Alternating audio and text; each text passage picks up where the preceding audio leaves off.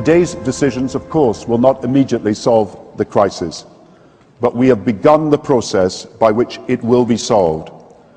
A few years ago, meetings such as this could not have happened with so many different countries from diverse continents involved. Far less could there have been an agreement amongst them. But today, the largest countries of the world have agreed a global plan for recovery and reform. This involves the biggest interest rate cuts in history, the biggest fiscal stimulus we have ever seen, the biggest increase in resources in the history of our international institutions, with 250 billion, more money than ever before for trade finance as well. For the first time, we have a common approach around the world to cleaning up banks' balance sheets and restoring lending.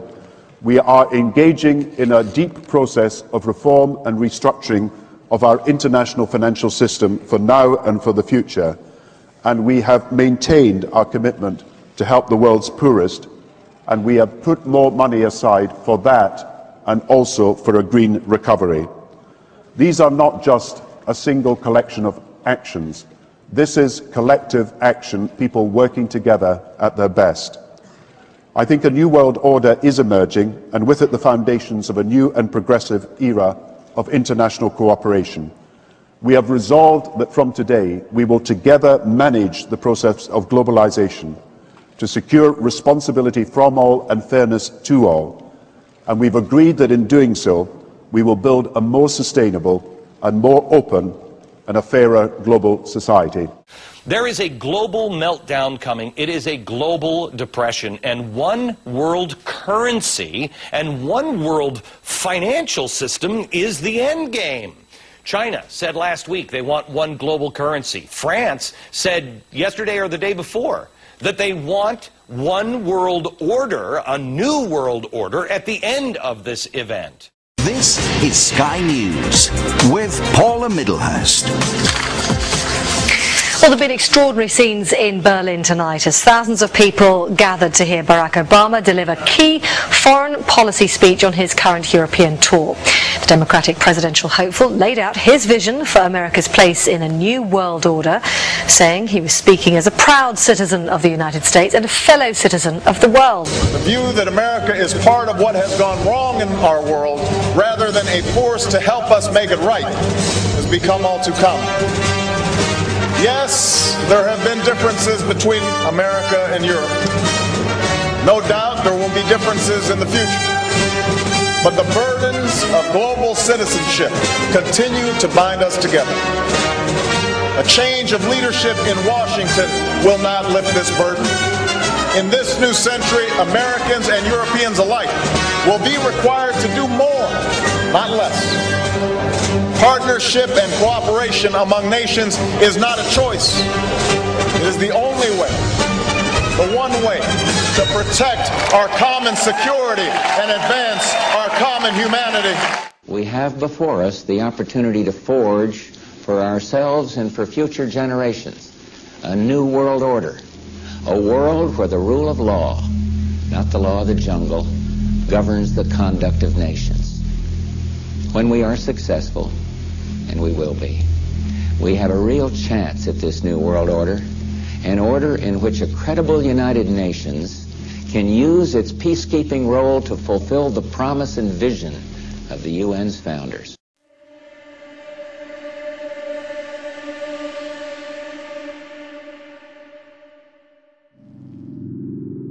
In the near future. На Земле ближайшего будущего доминирует мощное мировое правительство. Когда-то свободные нации стали рабами воли небольшой элиты. Рассвет новой темной эпохи навис над человечеством. Страны — дело прошлого. Любая форма независимости уничтожается на корню.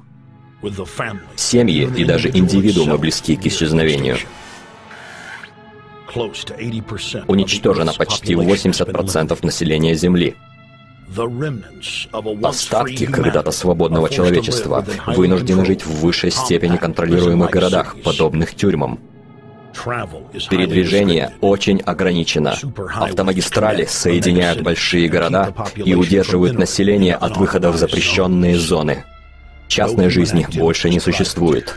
Суперкомпьютеры с искусственным интеллектом ведут хронику и категоризируют каждое действие. Планета-тюрьма во власти безжалостной банды нелюдей, власть которых не оспаривается. Это мечта мировой элиты. Их цель.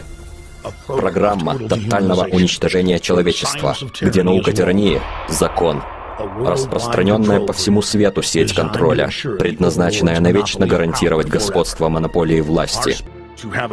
Создать двухклассовую систему, где подкласс будет вынужден жить как рабы в крошечных закрытых городах, в то время как элита будет наслаждаться всей остальной планетой, эволюционированная с помощью имплантантных технологий, живущих вечно, и для развлечения летающих в космос суперлюдей. Вот обещание, данное членам нового мирового порядка.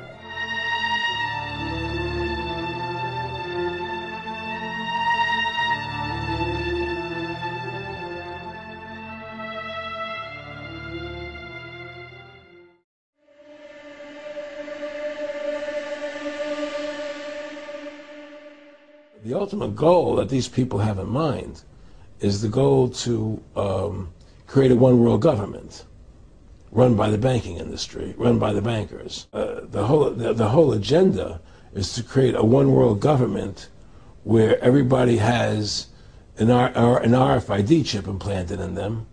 All money is to be in those chips, right? There'll be no more cash. And this is given me straight from Rockefeller himself. This is what they want to accomplish. And all money will be in your chips.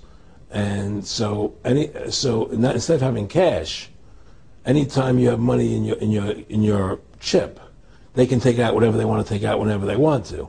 If they say you owe us this much money in taxes, they just deduct it out of your chip digitally. Total control. Total control. And if you're like me or you, and you're protesting what they're doing, they can just turn off your chip. And you have nothing. You can't buy food.